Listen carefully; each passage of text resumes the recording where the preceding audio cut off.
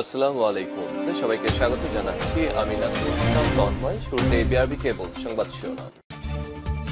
বাংলাদেশের সর্বশেষ গুরুত্বপূর্ণ আপডেট সংবাদে আপনাকে স্বাগত। শুরুতেই সংবাদ শিরোনাম, পরে বিস্তারিত। শুরুতেই জানাবো, দেশের আকাশে চাঁদ দেখা গেছে, রোজা শুরু রোববার। বাংলাদেশের আকাশে পবিত্র রমজান মাসে চাঁদ দেখা গেছে। আগামীকাল রোববার রোজা শুরু হবে। আজ এশা নামাজের সঙ্গে তারাবির নামাজ পড়বেন ধর্মপ্রাণ মুসল্লিরা। ভোরে রোজা রাখার উদ্দেশ্যে সেহরি খাবেন তারা। এরপর জানাবো, সন্ত্রাসীদের বিরুদ্ধে অলআউট অ্যাকশনে যাচ্ছে ডিবি। ঢাকা মেট্রোপলিটন পুলিশের অতিরিক্ত police commissioner DB Rezaul Karim Mallick বলেছেন, চিহ্নিত সন্ত্রাসী বাহিনীর বিরুদ্ধে অলআউট অ্যাকশনে যাচ্ছে ডিবি পুলিশ। এছাড়াও ছোট বড় যে কোনো অপরাধ এবং অপরাধীদের ক্ষেত্রে জিরো টলারেন্স নীতি অবলম্বন করছে ডিবি। এদিকে অপারেশন ডেভিল হান্টে আরও গ্রেপ্তার 569 জন।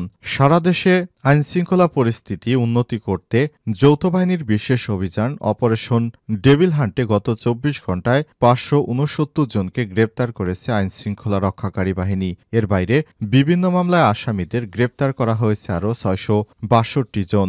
এ নিয়ে মোট 1100 জনকে গ্রেপ্তার করা হলো এবং এ পর্যন্ত অপারেশন ডেভিল হান্টে সারা দেশ থেকে প্রায় 10,000 জনকে গ্রেপ্তার করা হয়েছে। জানাবো, গত রমজানের তুলনায় খাদ্যপণ্যের দাম সহনীয় পর্যায়ে রয়েছে বললেন প্রেস সচিব। এবার পবিত্র রমজানে নিত্য প্রয়োজনীয় খাদ্যপণ্যের দাম গত বছরের তুলনায় সহনীয় পর্যায়ে রয়েছে বলে মন্তব্য করেছেন প্রধান উপদেষ্টার প্রেস সচিব শফিকুল আলম।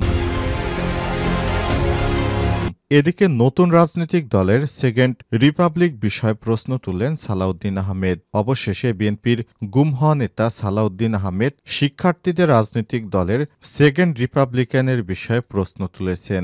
শিক্ষার্থীদের আন্দোলনে শেখ হাসিনা সরকার পালিয়ে যাওয়ার পর বিএনপির নেতা সালাউদ্দিন গুম অবস্থা থেকে দেশে ফিরে এসেছেন। এবার তিনি সেই শিক্ষার্থীদের বিরুদ্ধেই প্রশ্ন তুলেছেন। এবং সর্বশেষ জানাবো, ভারতে বাংলাদেশিকে গুলি করে হত্যা করল বিএসএফ। ভারতের ত্রিপুরায় এক বাংলাদেশিকে গুলি করে হত্যা করেছে দেশটির সীমান্তরক্ষী বাহিনী বিএসএফ। রাজ্যের সিপাহী জেলা বিভাগে এই হত্যাকাণ্ডের ঘটনা ঘটে বলে জানিয়েছে ভারতীয় সংবাদ মাধ্যম বিএসএফ। বিএসএফ দাবি করছে, শুক্রবার সন্ধ্যায় 20 থেকে 25 জন বাংলাদেশি সীমান্ত পেরিয়ে ত্রিপুরার কলামচৌড়া থানাধীন পুটিয়ায় প্রবেশ করে। ওই সময় তারা কয়েকজন ভারতীয়দের সঙ্গে দেখা করেন। এ সময় বিএসএফ এর জওয়ানরা তাদের গুলি করে। প্রিয় দর্শক, এতক্ষণ শুনছিলেন সংবাদ শিরোনাম, এবারে বিস্তারিত। তবে তার আগে বন্ধুরা, অনুরোধ থাকবে সংবাদটিতে একটি লাইক দিন। এই চ্যানেলে আপনি নতুন হয়ে থাকলে আমাদের সংবাদটি দেখতে দেখতে চ্যানেলটি সাবস্ক্রাইব করে রাখুন। কমেন্ট করে বন্ধুরা আপনার মূল্যবান মতামত জানিয়ে দিন আপনি বিশ্বের কোন দেশ থেকে বা বাংলাদেশের কোন স্থান থেকে আমাদের সংবাদটি দেখছেন এবং শুনছেন। এবারে বিস্তারিত। দেশের আকাশে দেখা গেছে চাঁদ, রোজা শুরু রোববার। বাংলাদেশের আকাশে পবিত্র রমজান মাসের চাঁদ দেখা গেছে। আগামীকাল রোববার রোজা শুরু হবে। আজ এশার নামাজের সঙ্গে তারাবির নামাজ পড়বেন ধর্মপ্রাণ মুসল্লিরা। ভোরে রোজা রাখার উদ্দেশ্যে সেহরি খাবেন তারা। শনিবার সন্ধ্যায় জাতীয় মসজিদ বায়তুল মোকাররমের ইসলামিক ফাউন্ডেশনের সভাকক্ষে চাঁদ দেখা কমিটির সভায় সিদ্ধান্ত গ্রহণ করা হয়েছে। সভায় সভাপতিত্ব করেন ধর্ম উপদেষ্টা ডক্টর আফম খালিদ হোসেন। আজ রাতে প্রথম তারাবির নামাজ অনুষ্ঠিত হবে।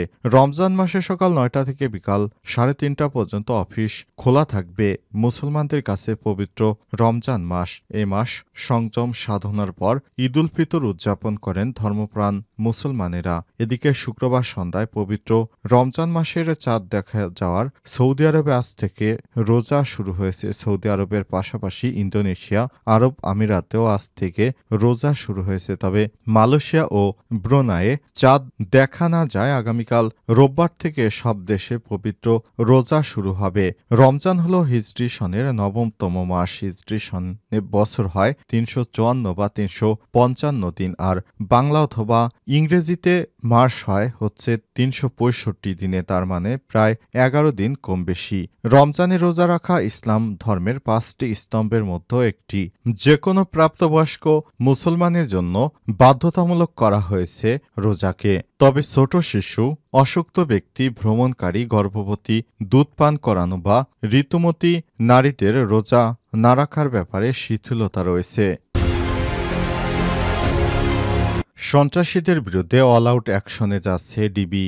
ঢাকা মেট্রোপলিটন পুলিশের অতিরিক্ত কমিশনার ডিবি প্রধান রেজাউল করিম মল্লিক বলেছেন, চিহ্নিত সন্ত্রাসী বাহিনীর বিরুদ্ধে অল আউট অ্যাকশনে যাচ্ছে ডিবি। এছাড়াও ছোট বড় যে কোনো অপরাধ ইত্যাদি যেন সংগঠিত না হয়, এক্ষেত্রে জিরো টলারেন্স নীতি অবলম্বন করেছে ডিবি। শনিবার বেলা 11:30টায় ডিএমপির মিডিয়া সেন্টারে রমজান উপলক্ষে আইনশৃঙ্খলা পরিস্থিতি স্থিতিশীল রাখতে ডিবি কার্যক্রম সম্বন্ধে জানাতে আয়োজিত এক প্রেস ব্রিফিংয়ে তিনি এসব কথা বলেছেন।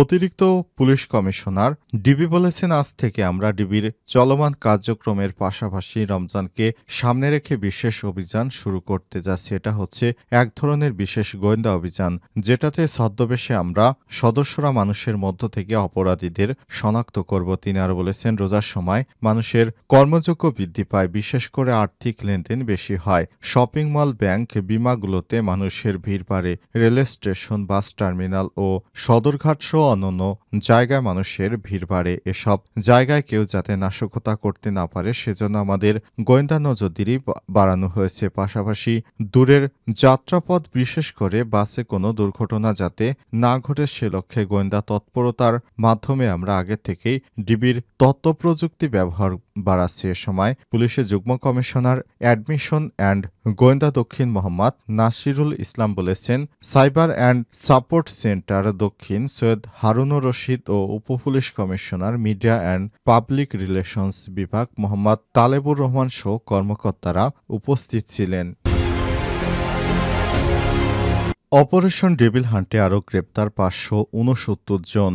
ঢাকাসহ সারা দেশে আইন শৃঙ্খলা পরিস্থিতি স্বাভাবিক রাখতে যৌথ বাহিনীর বিশেষ অভিযান অপারেশন ডেভিল হান্টে 569 জনকে গ্রেপ্তার করেছে পুলিশের বাইরে বিভিন্ন মামলার আসামি গ্রেপ্তার করা হয়েছে 662 জন। শুক্রবার সকাল থেকেই শনিবার বিকাল পর্যন্ত অভিযান চালিয়ে তাদের গ্রেপ্তার করা হয়। বিশেষ এই অভিযানে দেশীয় একনালা বন্দুক 2টি, গুলি 10 রাউন্ড, গান পাউডার 62 গ্রাম, রামদা 3টি, লোহার তৈরি দা 1টি, ছোরা 1টি, লোহার রড 2টি ও কাঠের লাঠি 1টি উদ্ধার করা হয়। শনিবার পুলিশ সদর দপ্তর সূত্র থেকে জানা গেছে, পুলিশ জানিয়েছে বিশেষ এই অভিযান চলমান রয়েছে। পতিত স্বৈরশাসক শেখ হাসিনার সরকারের সাবেক মন্ত্রী এবং ভারতে পলাতক আকম মোজাম্মেলের বাড়িতে হামলার শিকার হন প্রায় 30 জন সাধারণ শিক্ষার্থী। ঘটনার পরের দিনই স্বরাষ্ট্র মন্ত্রণালয়ের জনসংযোগ বিভাগ থেকে পাঠানো বিজ্ঞপ্তিতে ওই দিন রাত 12টা থেকে দেশ জুড়ে যৌথ বাহিনীর অপারেশন ডেভিল হান্ট শুরু হওয়ার কথা জানানো হয়।